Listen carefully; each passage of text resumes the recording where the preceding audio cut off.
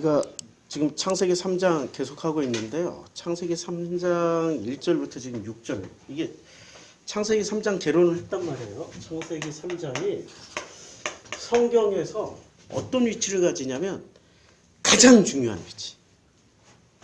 창세기 3장을 모르고서는 성경을 이해할 수도 없고 나도 이해할 수 없고 인간 세상의 어떤 시스템도 이해할 수 없습니다. 창세기 3장 안에 이 세상, 이 철학, 과학, 모든 인간의 시스템, 정치구조, 종교구조, 사회구조, 문화구조를 이해하는데 가장 핵심적인 성경은 창세기 3장입니다. 왜 창세기 3장에 뭐가 있어서 그래요? 선, 악이 있어서 그래요. 이 세상은 뭐로 이루어졌죠? 선악으로 이루어졌어요. 이 세상은.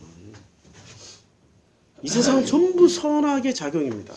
그래서 이 선악의 작용에 결과물이 뭐로 나오냐면 권선징악. 뭐죠?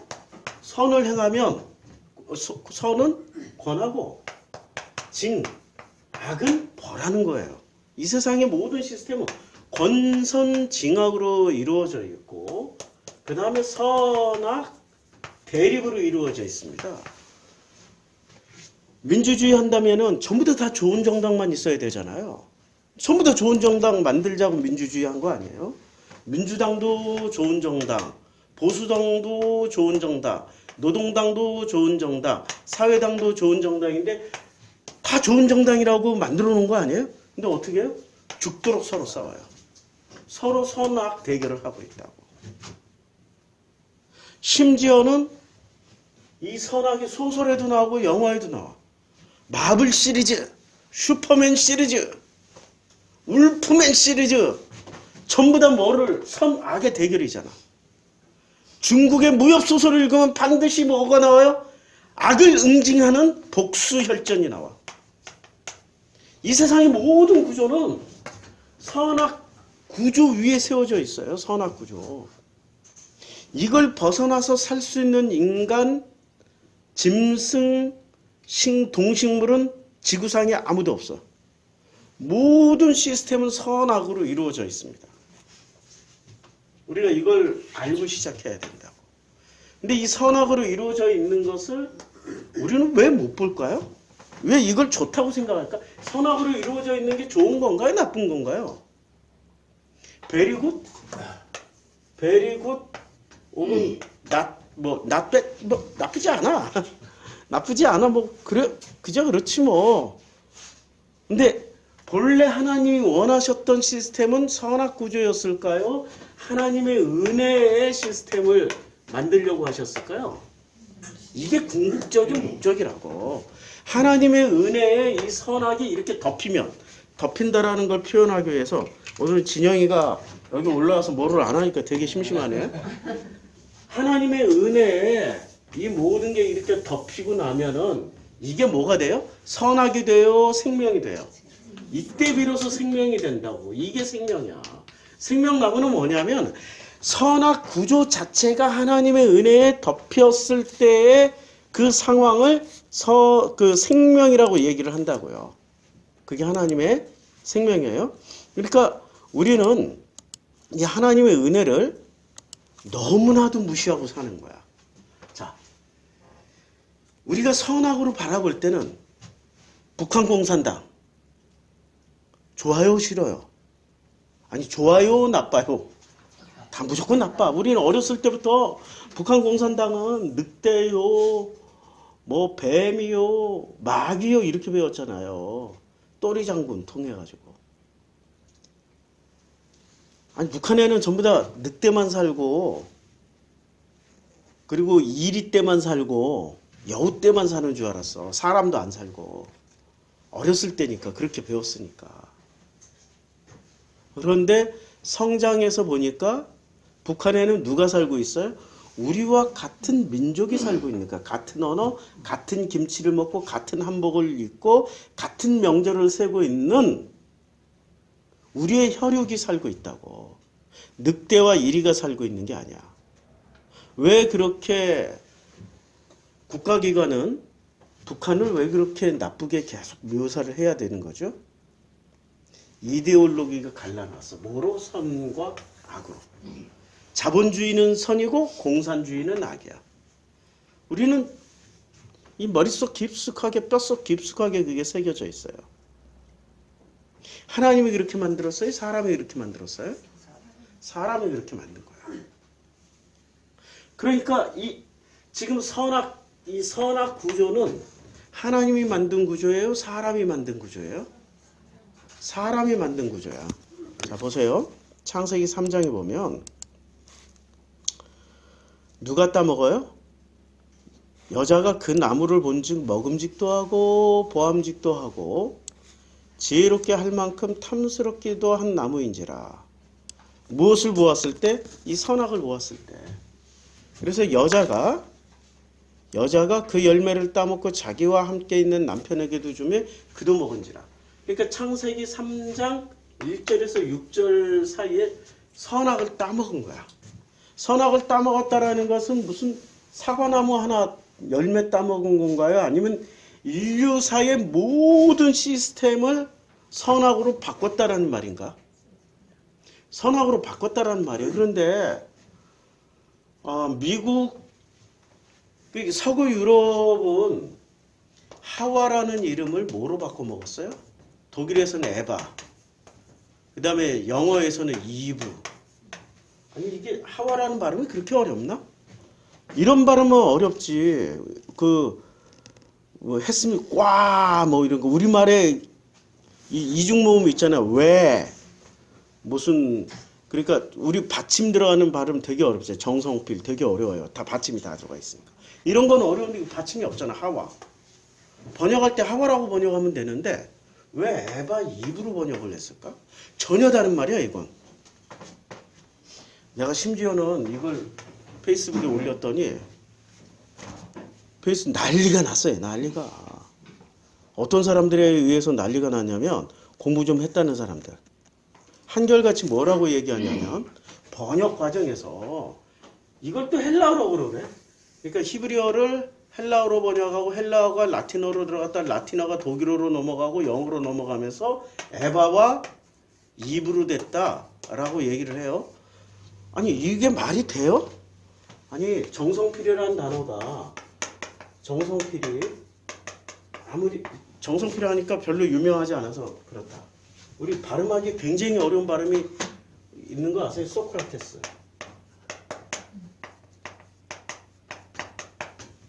소크라테스가 이 소크라테스라는 이름이 지금 헬라어에서 시작했어요.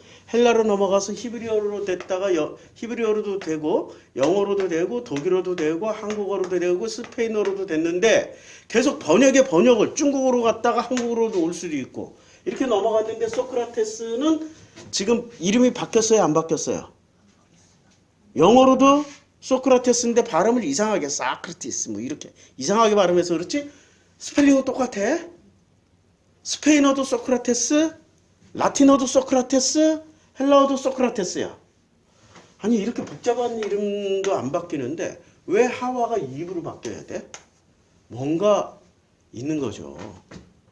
그리고 발음하기 뭐가 어렵다고 하와를 이브로 바꿔? 그러니까 하와가 이브로 바뀌면서 무슨 일이 벌어지냐면 이 선악에 대해서 개념이 희박해지는 거야. 자, 하와의 뜻은 뭐죠? 모든 살아있는 생명체의 엄마야. 모든 살아있는 생명체의 어머니라고. 이해가 되죠? 모든 살아있는 숨쉬는 것들의 모태라고. 모태. 엄마. 굉장한 뜻이에요. 자, 3장 21절에 그 이름의 의미가 나오는데 다시 한번 확인해 보자고요. 3장 20절에 아담이 그의 아내의 이름을 하와라 불렀으니 이거는 하와. 3장 20절. 자, 창세기 3장 20절을 한번 가보자고요. 3장 20절에 하와. 그 히브리어로 한번 보자고요. 아담이 그의 아내의 이름을 하와. 여기 히브리어도 하와예요. 자, 하와예요. 근데 이 하와의 뜻이 뭐라고요? 성경에 이렇게 설명을 해놨어요. 뭐라고 해놨냐면 그는 모든 산자의 어머니가 돼. 살아있는 사람이거나 살아있는 생명체의 어머니가 되는 거예요. 엄마. 생명이 근원이라고. 생명을 잉태하고 생명을 출산하는 그런 엄마야. 근데 이 하와가 이브로 바뀌면서 이 이브라는 게 이 이름은 뭐 이름이 넘어오면서 이 의미까지 같이 넘어왔는데 의미가 넘어왔어요? 안 넘어온다니까. 그리고 이브는 뭐를 따먹었어요? 선악과를 따먹어요? 사과를 따먹어요? 사과 따먹는 거예요. 그리고 아담은 이 이브로 바뀌면서 아담은 뭐가 생겨요? 아담즈 애플. 아담즈 애플. 여기 남자들 여기 톡 튀어나온 거 있잖아. 나는 여잔가 봐. 이게 없어. 나는 이상하게 변성기를 잘못 거쳤나 봐. 이게 없어 지금. 신기하죠? 혹시 알아? 아니 나는 없는데 우리 진영이가 생길지? 내 대신에. 그러니까 이렇게 톡 튀어나온 것을 아담즈 애플이라고 그래. 그러니까 지금 뭐 본질을 왜곡시켰다고. 선악을 사과로 바꿔 먹고 아담이 따먹은 선악 지식 열매를 아담즈 애플로 사과로 바꿔버렸어요. 왜 이렇게 바뀌어야만 했을까? 왜 이렇게 바뀌어야만 했을까요? 뭔가 대단한 왜곡 절차가 있었다는 거죠. 대단히 중요한 뭔가의 변개의 과정이 있었어. 그러니까 성경을 이렇게 변개하는 걸 보면 그 신천지가 변개, 거짓말 뭐 이런 거 쓰는 게 하나도 안 이상한 거. 어디서 배운 거예요? 개신교 신학에서 다 배운 거야. 카톨릭 신학, 개신교 신학에서 다 배운 거야. 원래 콩 심은 데 콩 나고 팥 심은 데 팥 난다고. 그러니까 본래의 뜻을 찾아가는 거예요. 지금 우리는 본래의 뜻을 찾아가는 거예요. 하와가 뭔지 선악이 뭔지. 자, 그래서 이 세상은 뭐로 이루어졌다고요? 지금 우리가 태어나는 순간 하나님의 은혜를 살게 돼 있어요? 아니면 선악을 살게 돼 있어요? 선악을 살게 돼 있어. 그러면 이 선악으로 만들어진, 이게 지금 선악으로 만들어진 세상이란 말이에요. 이 세상을 성경은 어떻게 설명을 하냐면은 이렇게 설명합니다. 마태복음 4장에 보면 그때 예수께서 성령에 이끌려 마귀에게 시험을 받으러 광야로 가셨어요. 시험하는 자가 예수께 나와요. 나와서 뭐라고 얘기를 하냐면은 이에 마귀가 지금 자 마귀 시험하는 자 이름이 참 여러 개로 바뀌어요. 이건 제가 여러 번 설명을 했기 때문에 건너가고 이에 마귀가 예수를 거룩한 마귀가 이제 데려가요. 그런데 이 마지막에 마귀가 또 그를 데리고 지극히 높은 산으로 가서 뭐를 보여줘? 천하 만국과 그 영광을 보여. 이르되 만일 내게 엎드려 경배하면 이 모든 것을 누구에게 줘요? 너에게 준다고 그랬어. 이 모든 게 누구야? 그러면 이 세상 임금은 누구란 얘기야? 모든 걸. 천하 만국을 이 천하 만국.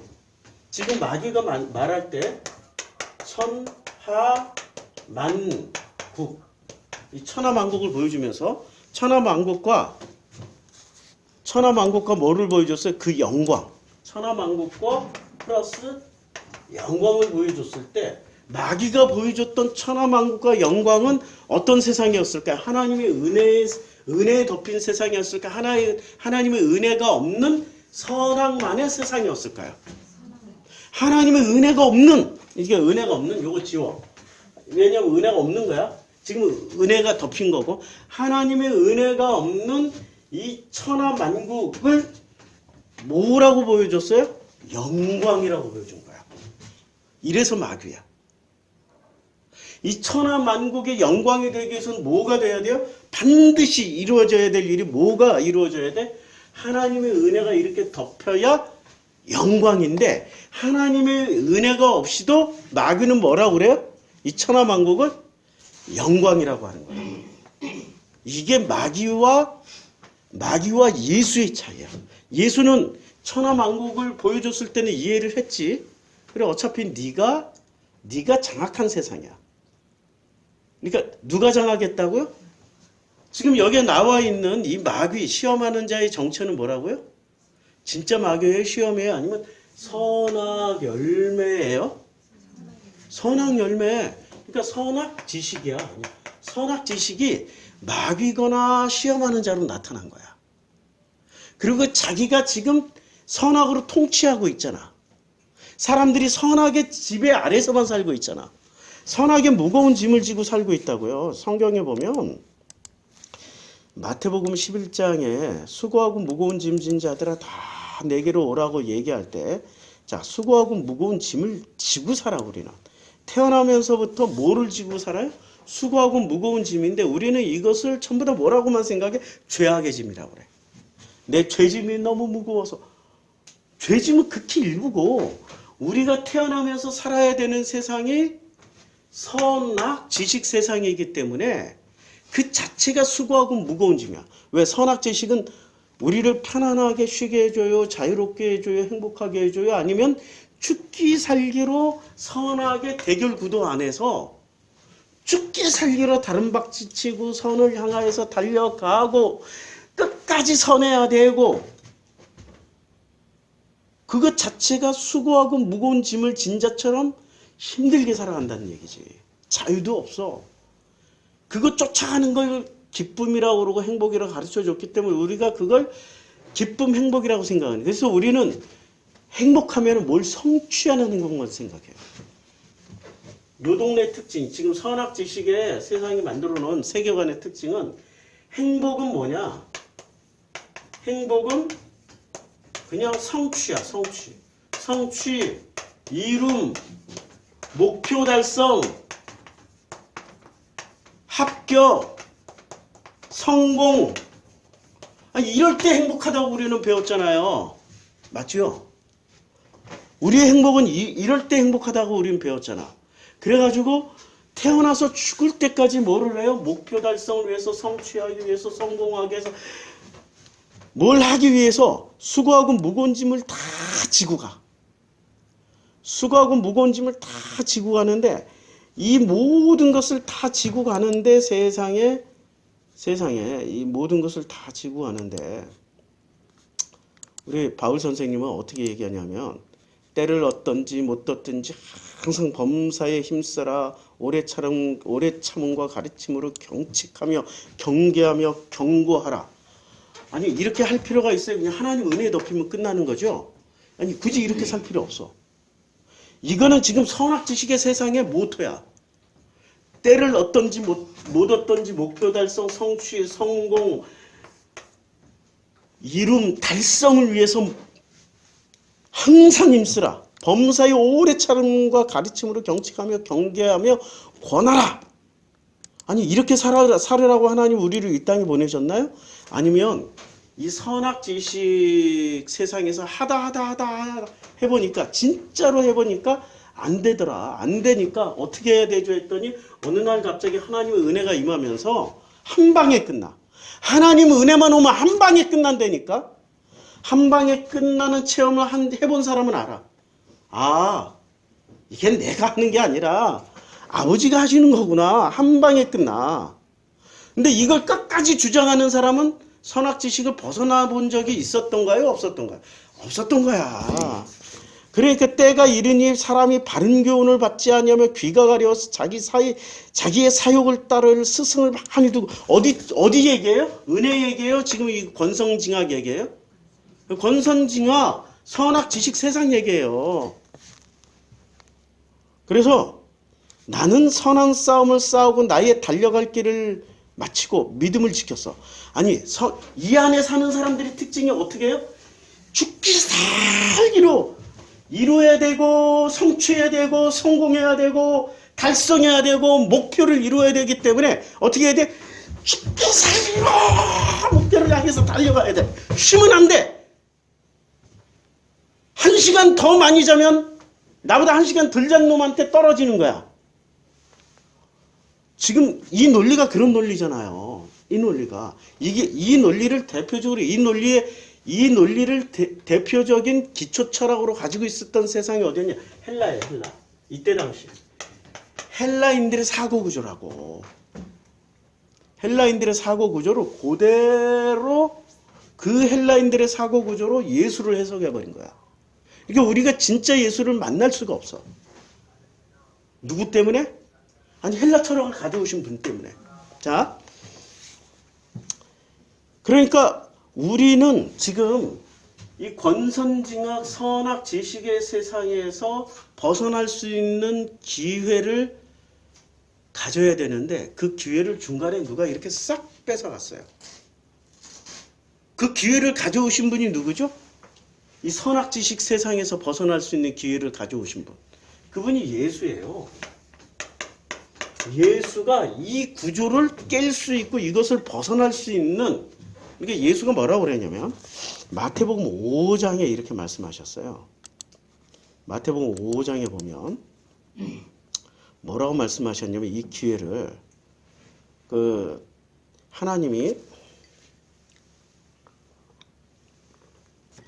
자 마태복음 5장에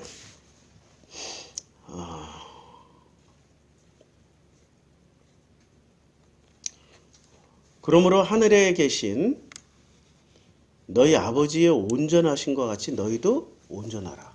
아니 어떻게 온전하라는 얘기야? 내가 노력해서 될 수 있는, 할 수 있는 일이 있고 할 수 없는 일이 있잖아요. 내가 노력해서 할 수 있는 거는 내가 여기서 진짜 머리도 좋고 체력도 좋아. 머리가 IQ가 여기에서 태어난 사람 중에, 선악 지식의 세상에서 태어난 사람 중에 IQ가 한 500쯤 돼. 야, IQ 500.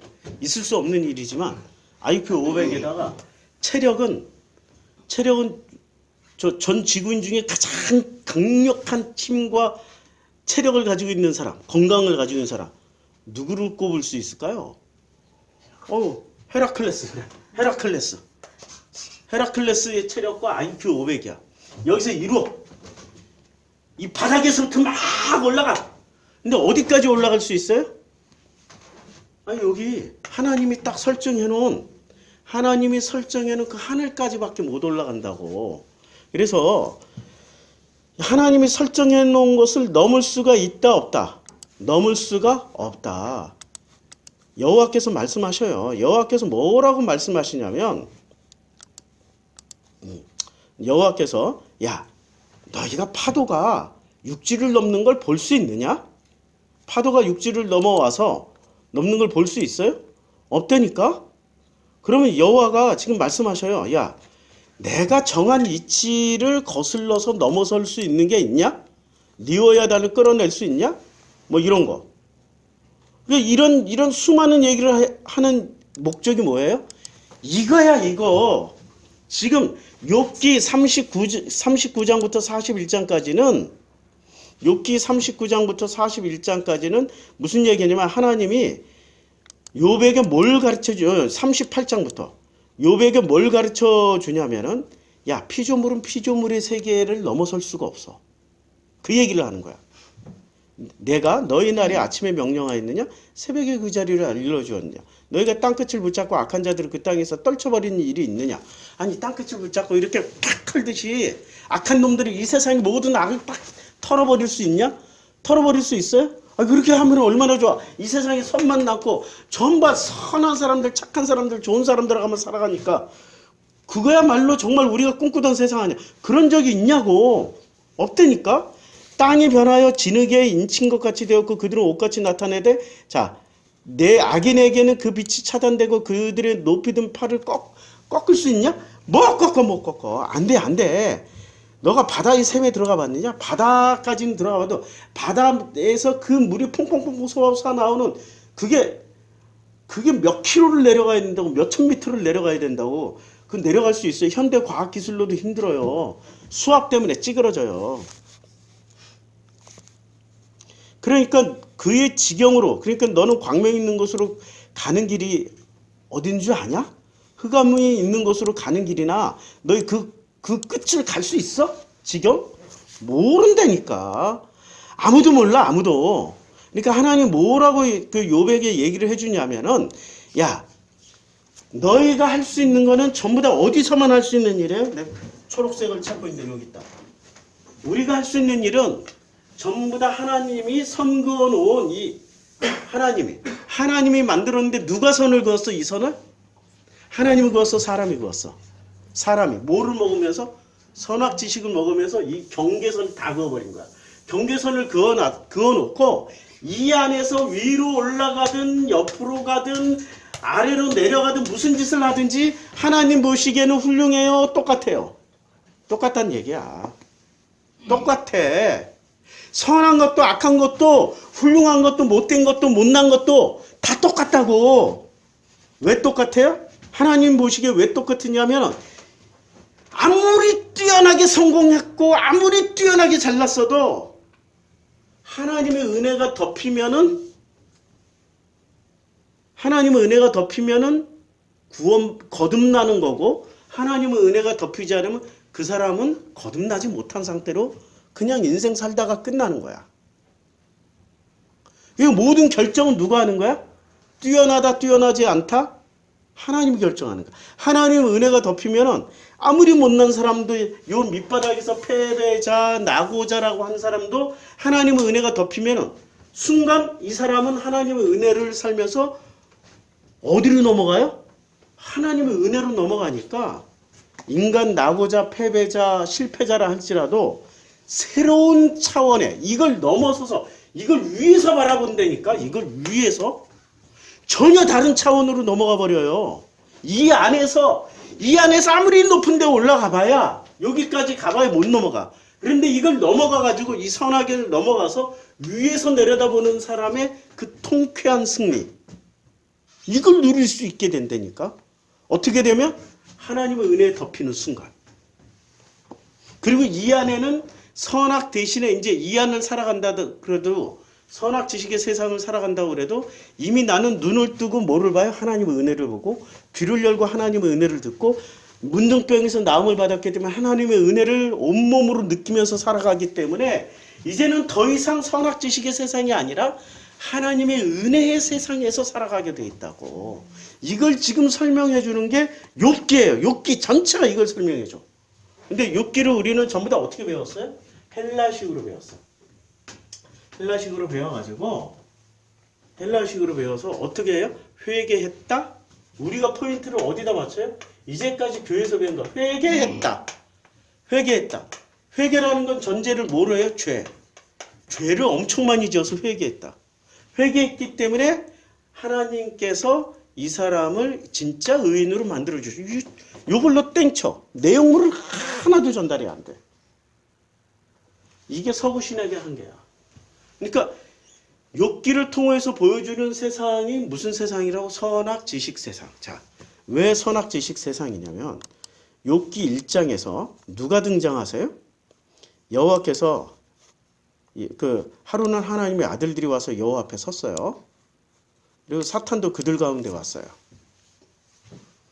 그리고 여호와께서 사탄에게 이르시되 내가 어디서 왔느냐라고 했더니 사탄이 여호와께 대답하여 이르되 땅을 두루돌아 여기저기 다녀왔나이다. 자, 땅을 두루돌아. 지금 땅이 어디예요? 사탄이 말하는 땅. 사탄이 말하는 땅은 여기야. 어디라고요? 아니, 선악 지식 세상. 여기가 땅이야, 여기가. 선악 지식으로 살아가는 사람들이 살아가는 그 세상에 와서 두루두루 돌아다녀. 그래서 이 중에서 어떤 놈을 치는 거야? 어떤 놈을 쳐요?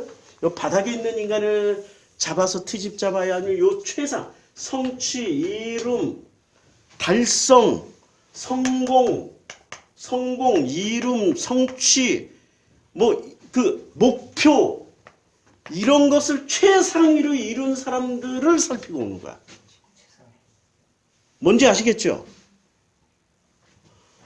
그런 사람을 살펴서 뭐라고 그러냐면, 야, 사탄에게 말을 하니까 내 종 욥을 주의하여 보았느냐. 그러니까 하나님 누구만 살피고 온 거야? 이 사탄 요놈의 새끼는 요 꼭대기에 있는 놈만 살피고 온 거야. 그러니까 욥이 그 중에 제일 대표 중에 대표였던 거야. 요 꼭대기에. 욥을 살펴봤어? 했더니 그와 같이 하나님 뭐라고 하니 그와 같이 온전하고 정직하여 하나님을 경외하며 악에서 떠난 자는 세상에 없느니라. 그러니까 이 세상에서는 최고치가 누구였어요? 욥이야. 선악지식 안에서는. 근데 딱 하나 뭐를 못한 거야? 욥이 하나님의 은혜에 덮이질 않은 거야. 하나님의 은혜에 덮이질 않았기 때문에 누구 레이더망에 걸려요? 사탄이라는 레이다망에 걸려. 하나님의 은혜에 덮이면 사탄이라는 레이다망에 안 걸려. 이 차이 아시겠죠? 그래서 사탄이 여호와께 대답하여 이르되 욥이 어찌 까닭 없이 하나님을 경외하리까 하면서 뭐라고 그래요? 그의 모든 소유물을 울타리로 두르신 아닙니까? 하나님은 울타리를 둘렀기 때문에 욥이 이렇게 성공할 수 있었던 거 아니에요? 성공하고 성취하고 이루고 목표 달성했던 거 아니에요? 이렇게 얘기하는 거지. 그러면 요 성공할 수 있는 거 싹 걷어버리면 어떻게 될까요? 지금 사탄이 이렇게 도발하는 거예요. 2장에 가서는 한 차원 더 나가요. 2장에 나가서는 사탄에게 야, 내 종 욥을 주의하여 봤느냐? 그와 같이 온전하고 정직하게 하나님을 경외하며 악에서 떠난 자가 세상에 없다. 내가 나를 충동하여 까닭 없이 그를 치게 하였어도 그가 여전히 자기의 온전함을 굳건하게 지켰어. 그랬더니 온전함을 굳건하게 지켰다는 거 뭐예요? 그냥 하나님과의 관계를 놓지 않았다는 얘기야. 무슨 하나님께 영광 돌리고 하나님 찬양하고 기도 이게 아니라 관계를 붙잡고 있었던 거야. 하나님과의 관계. 중요한 거는 관계를 놓지 않고 이 관계만 붙잡고 있습니다. 왜 중요해? 이 관계를 여기를 벗어날 수 예수가 뭐라고 가르쳐줬냐면 이 선악지식의 세상에서 벗어날 수 있는 유일한 길 뭐를 가르쳐줬어요? 벗어날 수 있는 유일한 길 관계. 하나님은 창조주잖아. 창조주고 이 안에서 살아가는 건 모두 피조물이잖아.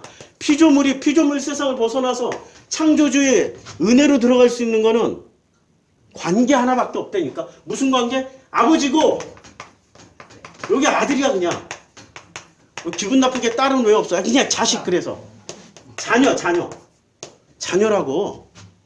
아니 아들이라고 그러면은 그냥 대충 다 옛날에는 그 어버이날 뭐 진자리 마른자리 어머님 은혜 뭐 이러면은 어머님 은혜만 불러도 우리는 아버지도 은혜 받잖아. 이 세상이 바뀌니까 어머님 은혜라고 하지 말고 어버이 은혜라고 하라고. 아버지와 어머니의 합성어 어버이 은혜라고 하라. 자꾸 막 끼어들어. 그래서 자녀.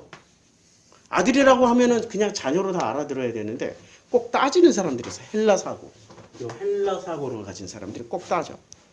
왜 꼭 기분 나쁘게, 왜 꼭 그냥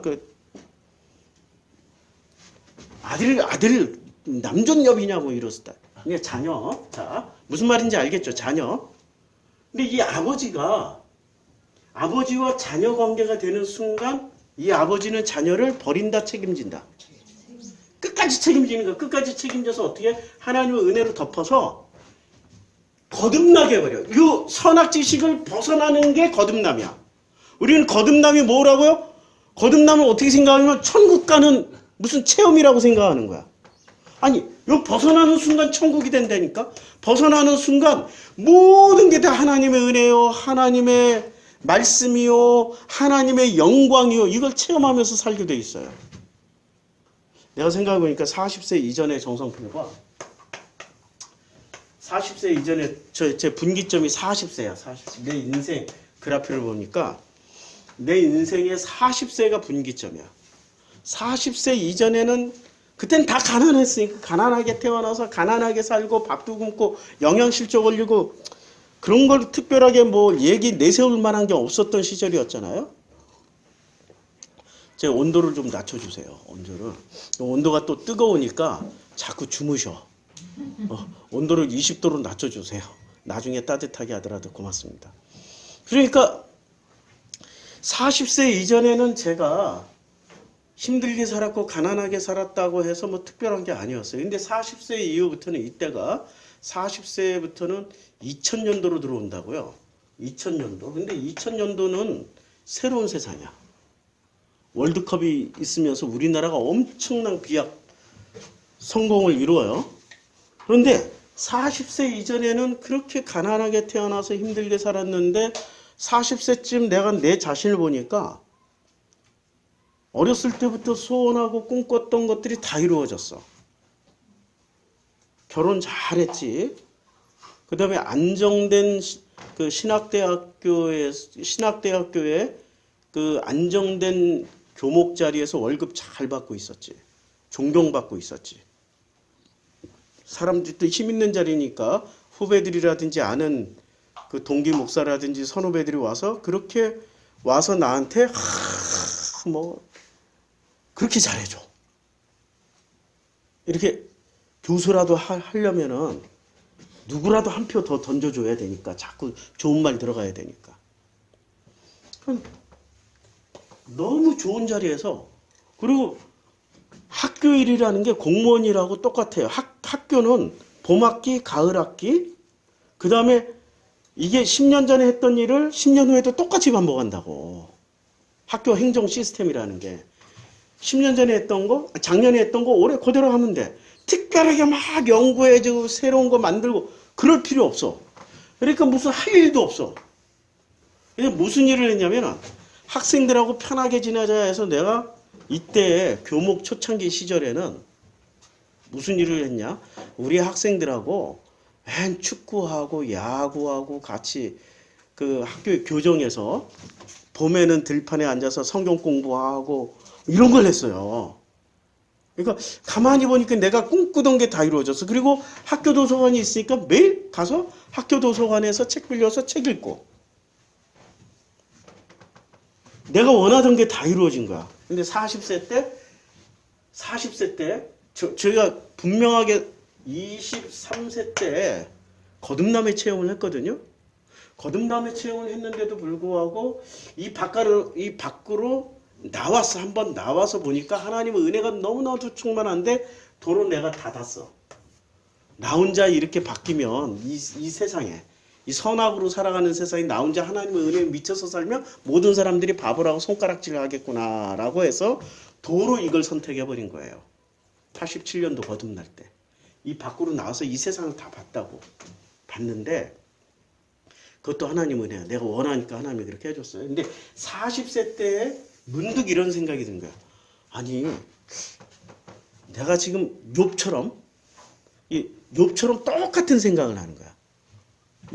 아니 내가 지금 이 모든 하나님이 나에게 먹고 살 수 있게 해주시고 좋은 집안의 여자랑 결혼하게 해주시고 자녀들도 아들 딸 낳고 이렇게 해서 내가 지금 너무 평안하니까 하나님을 찬양하고 하나님 사랑합니다라고 고백하는 거 아니야? 의심 나기 시작한 거야. 욥의 과정을 똑같이 겪은 거야. 의심을 했어요. 그러니까 사탄이 충동질하는 거 빼놓고는 과정은 똑같아. 그래서 하나님한테 그렇게 기도를 했죠. 하나님, 정말 편안한 데서 하나님 사랑합니다. 하나님 사랑해요 라고 고백하는 거 별로 의미가 없는 것 같아요. 정말 힘들고 어려운 상황에서도 이런 고백을 할 수 있는지 확인하고 싶어요. 딱 30초 기도했어요. 길게도 안 했어. 딱 교목실에 앉아가지고 그것도 무릎도 안 꿇고 내 테이블에 책상에 앉아서 의심나는 거야. 이게 진짜 내 신앙인가? 딱 30초 기도했는데 한 달 딱 되니까 욥의 상황이 그대로 다 일어나는 거야. 욥처럼 욥기 1장에서 41장까지 있었던 그 사건이 그대로 다 일어나는 거예요. 그러면서 깨달았어. 그래서 40세 이전에는 내 신앙은 욥의 신앙이었는데 40세 이후에는 예수 만나서 23살에 예수 만났어요. 예수 만나서 거듭남의 체험을 했는데 진짜 이때 23살에 거듭날 때 겁나서 닫았던 것을 이제는 이 모든 하나님의 은혜 없이는 살 수가 없습니다. 모든 걸 다 잃더라도 하나님의 은혜만 있으면 살 수 있겠습니다 해서 하나님의 은혜를 선택하게 됐어요. 자유의지. 내가 선택하게 하시더라고요. 선택했더니 40세에서 50세 10년 동안은 세상살이를 충분히 할 수 있는 기회를 주시더라고요. 세상살이라는 게 뭐 별거 있어요? 돈 벌고 밥 벌어 먹기 위해서 아둥바둥하고 이런 거. 그 세상살이 플러스 죽기 살기로 나를 이 극한 상황으로 몰아넣는. 그러니까 익스트림 스포츠, 그 암벽 등반에 그런 자리만 찾아다니는 거야. 그 10년 동안을 그런 세상을 살면서 나를 보니까 내가 내가 나를 보기 시작하는 거예요. 40세 이전엔 내가 나를 볼 수가 없었으니까 이게 진짜 나야? 이게 진짜 신앙 고백이야 그랬는데 지금은 내가 하는 말은 다 내 말이야. 하나님 은혜라고. 이렇게 건너와서 이제 60세 요 시간 동안에는 프로슈크마이 교회 하면서 복음을 전한 거죠. 복음을 전하는 요 기간으로 들어왔는데 우리는 창세기 3장에서 뭘 배우냐면은 선악 지식 사과 열매를 먹은 게 아니라 그냥 사과를 먹은 게 아니라 선악 지식을 먹은 사람들끼리 이 사람들끼리 선악 지식의 종이 되어서 이 안을 살아가는 거야. 여기를 벗어나는 게 거듭남이요. 선악 지식을 벗어나는 게 거듭남이요. 이 거듭날 수 있는 유일한 길은 예수께서 가져다 주신 거예요. 이것을 왜곡시킨 분은 바울이야. 이걸 헬라 철학으로 도로 이 출입구까지 막아버렸어. 이 출입구까지 싹 막아버렸어. 누가요? 바울은 우리에게 뭐를 가져다 줬다고요? 헬라 철학. 자, 헬라 철학이 뭔지를 한번 알아봅시다. 그 달은 왜 안 떨어질까요? 뉴턴이 어느 날 사과 나무 아래서 보았더니 사과가 뚝 떨어졌어. 아니 사과는 여기서 중요한 건 우리 사과는 다 알잖아. 사과는 하늘에서 아래로 떨어지는데 마찬가지로 저 하늘에 매달려 있는 저 달은 왜 안 떨어지지? 이런 질문을 던진 거예요. 누가요? 뉴턴이 사과만 알잖아 우리는. 뉴턴이 던진 핵심적인 질문은 뭐라고? 아니 사과가 떨어지듯이 왜 달은 왜 안 떨어져? 이 질문을 던진 거예요. 달은 왜 안 떨어질까요? 그건 과학적 상식이니까 찾아보시고 F는 MC 이런 공식이 있어요. 물리학 공식이야. 나중에 공부해보세요. 이거 하면은 1시간 해야 돼. F는 MC 이거 건너가고 왜 달은 안 떨어질까 하고 뉴턴이 찾아봤어. 그랬더니 인류는 사과 떨어진 건 당연한데 달이 안 떨어지는 건 이상하게 생각지 않은 이유를 뉴턴이 찾아냈어요. 왜? 이걸 미리 설명해 놓으신 분이 있어. 달은 왜 안 떨어질까? 누가 설명했을까요? 아리스토텔레스. 아리스토텔레스는 대표적인 헬라 철학자죠. 헬라 철학의 기둥이에요. 소크라테스, 플라톤, 아리스토텔레스 계속 이어가는 굉장한 이원론 철학의 대가라고. 이원론 철학자가 아니 왜 달이 지구로 안 떨어져? 라는 설명을 뭐로 했냐면은 이원론으로 설명했어. 뭐라고요? 이원론으로 설명을 했어요. 이 지구는 육이야. 여기는 지구는 이원론은 뭐야? 이 땅은 타락했고 더럽고 추하고 악해. 언제나 이원론의 핵심은 뭐예요? 나라는 인간은 더럽고 추하고 악해. 그런데 이 육을 벗어난 저 너머의 세상은 하나님의 세상이고 신들의 세상이기 때문에 여기는 뭐가 가득해요? 신들의 놀라운 법칙만 있는 거야. 그래서 요 신들의 법칙에 에테르라는 물질이 있다는 거야. 에테르. 이게 존재해요? 존재하지 않아. 이거 없는 것을 만들어낸 거야. 에테르라는 물질이 있어서 절대로 땅으로 안 떨어져. 이 지구로 안 떨어져. 여기는 너무 타락한 세상이고 거룩한 에테르의 물질이 달이 떨어지는 걸 막아줘. 맞는 얘기예요? 완전 엉터리지? 완전히 엉터리인데 세상에 2000년 동안을 믿고 있었어. 2000년 뭐야? 3000년, 4000년 동안 그리스 때부터 믿었으니까 이걸 그대로 믿었어요. 그래서 이 에테르라는 것이 있어서 결코 별도 땅으로 안 떨어지고 달도 땅으로 안 떨어지는 거야. 이러한 세계관을 가지고 있는 사람 중에 대표적인 사람이 누구예요? 사울. 원래 바울은 지가 바꿨으니까 오리지널 이름으로 볼게요. 사울이 이런 헬라 철학을 가지고 있었단 말이에요. 이런 헬라 철학으로 누구를 해석했어요? 예수를 해석했으니 제대로 해석한 거예요? 엉터리지, 엉터리. 이거 자체가 엉터리인데 에테르가 존재하지도 않는데. 이 에테르를 깨버린 최초의 인간, 갈릴레오. 이제까지 인류는 어떻게 생각했어요? 갈릴레오 이전에는 태양이 지구 주변을 도는 거야. 지구가 태양을 도는 게 아니라 태양이 지구를 돌고 있다니까. 굉장히 인간 중심의 생각을 가지고 있었던 거죠. 그런데 아니 이건 과학적인 이론인데 누가 잡아들여요? 갈릴레오를? 로마 교황청에서 잡아들여가지고 종교 재판 걸어버리잖아요. 그래서 갈릴레오가 똑똑해. 잘했어. 모두 내가 공부한 거 다 내가 말한 거 잘못했어 이러고 살아남았잖아. 살아남으면서 돌아서 나오면서 뭐라고 그랬어? 그래도 지구는 돈다 이러고 나온 거야. 갈릴레오가 잘한 거야. 왜? 자기 목숨을 왜 걸어 거기다.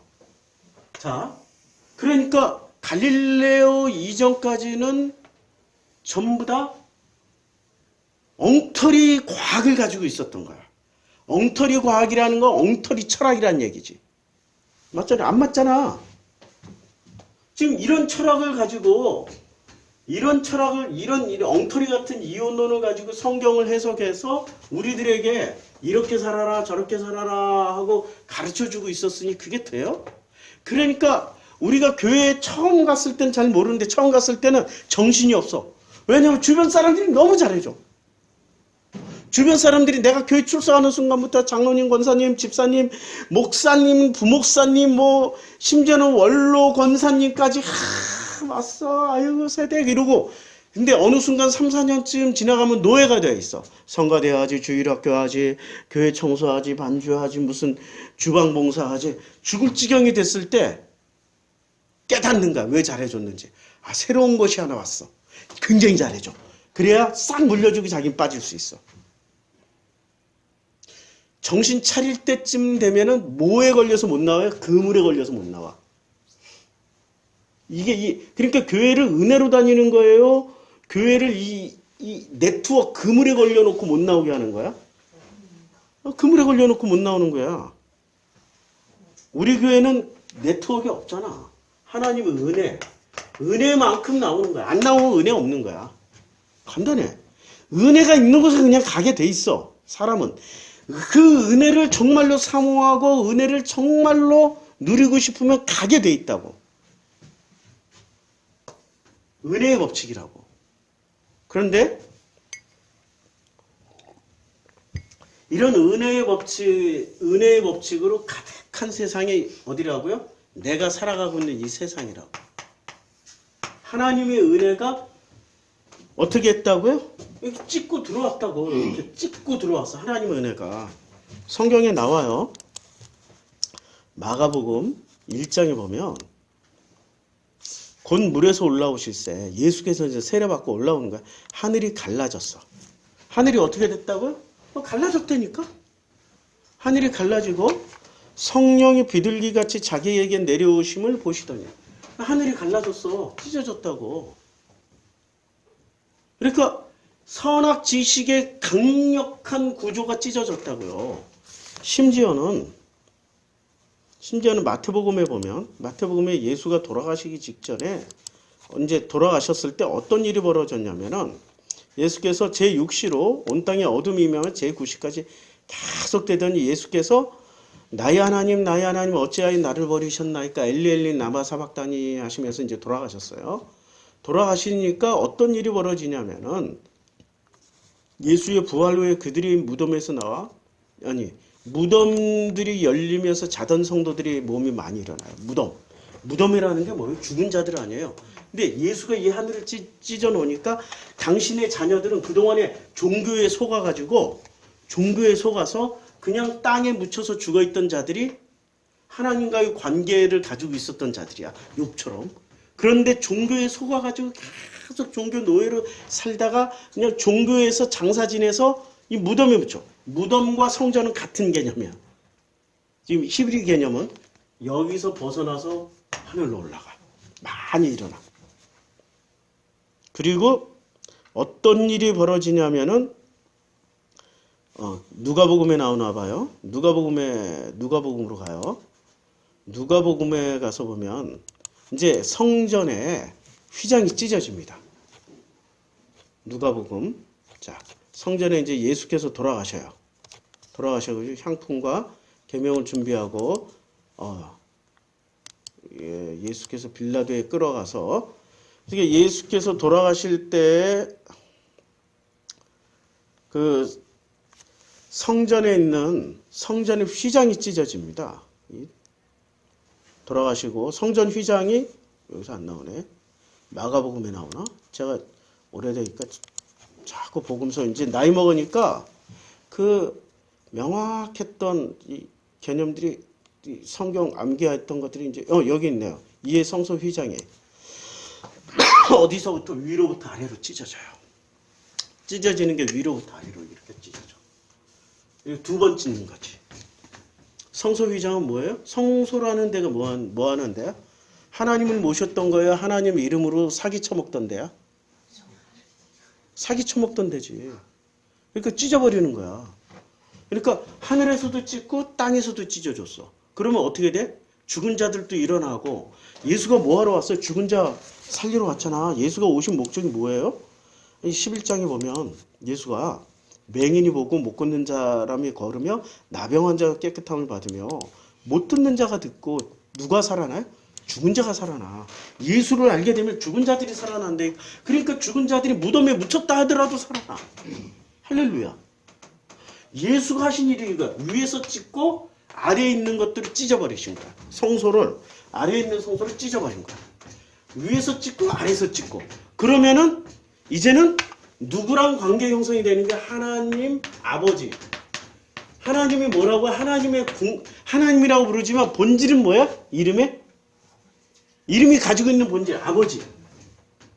아버지하고 관계 형성이 되니까 이 관계로 말미암아서 이제는 다 살아나고 예수처럼 아버지 품으로 가는 거예요. 이 사건이 일어나는 게 왜 이런 사건들이 이 복잡다단한 사건이 왜 일어나요? 인류가 무슨 짓을 했길래?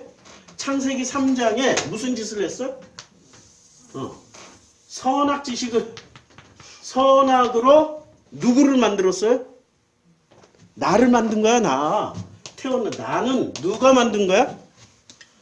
아버지가 만든 거야? 선악이란 놈이 만든 거야? 선악이 만든 거야. 그럼 내 아버지가 우리 진짜 아버지, 육신의 아버지가 내가 태어나면서 아버지한테 아버지라고 안 하고 옆집 아저씨랑 아버지하고 다니면 진짜 내 아버지가 기분 좋겠어? 그런 꼴이라니까 지금. 심지어는 내 아버지는 한국인인데 옆집에 흑인 아저씨한테 가서 아버지 하고 다니면 진짜 이게 세상 뒤집어질 일 아니야?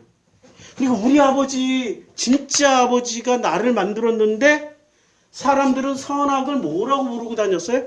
아버지라고 부르면서 이 아버지에게서 뭐 하나라도 더 배워가지고 뭐를 하려고? 성공하고 성취하고 이루고 그래서 기쁨과 행복을 찾으려고 했어. 근데 이 아버지는 진실을 가르쳐줘요? 맨 가짜만 가르쳐줘.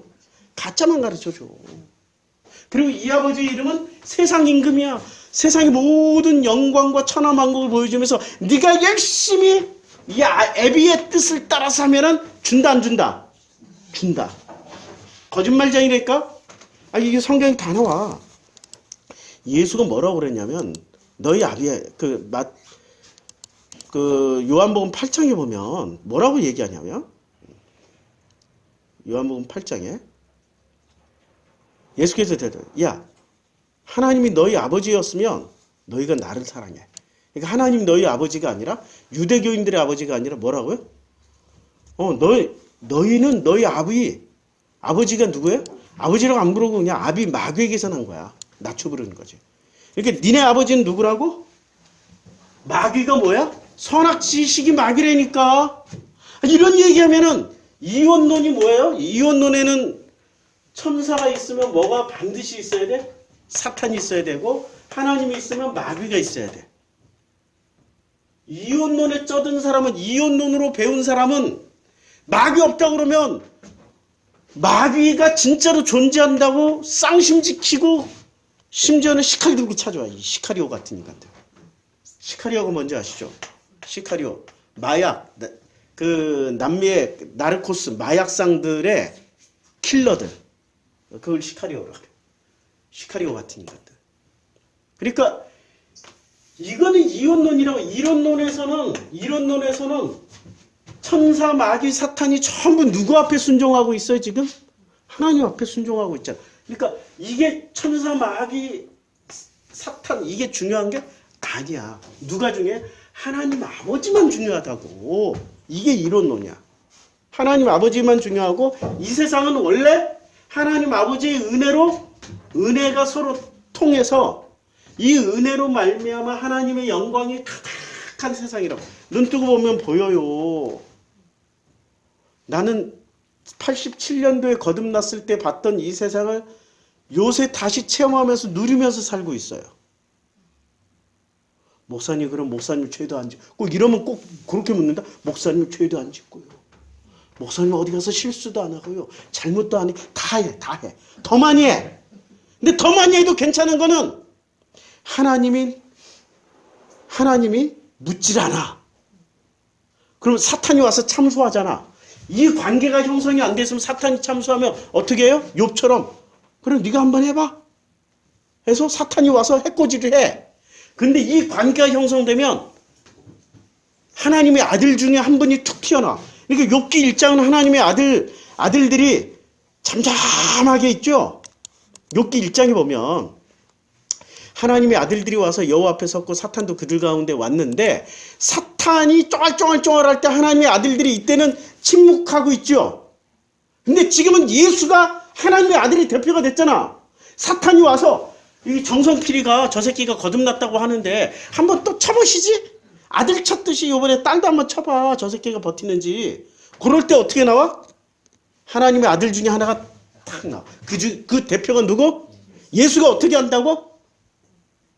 야, 이제 그만해. 그만하라니까? 너 선악지식은 이미 아버지의 은혜에 덮여있는 아버지의 아들 한번 나라고 한번 해봐. 전부 다 나를 하나님의 은혜가 보호하고 있기 때문에 이제 그만해. 더 이상 참수할 필요 없어.